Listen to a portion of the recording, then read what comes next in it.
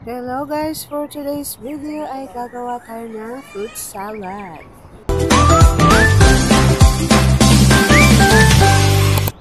At ito na ang ating mga ingredients. Melon, mangga,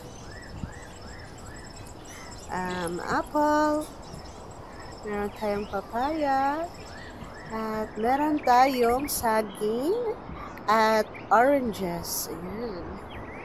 Hiwain lang natin maliliit ang mga mangga. Isunod natin ang ating mga bananas. Ang ating melon na napaka-red na red at sure na matamis talaga siya. Ayan, kaya tinang natin at i-mix natin ang ating evaporada. And haluin lang natin mabuti. Pagkatapos natin ma-mix ang ating evaporada, ay i-mix naman natin ang ating condensed milk. Ayan.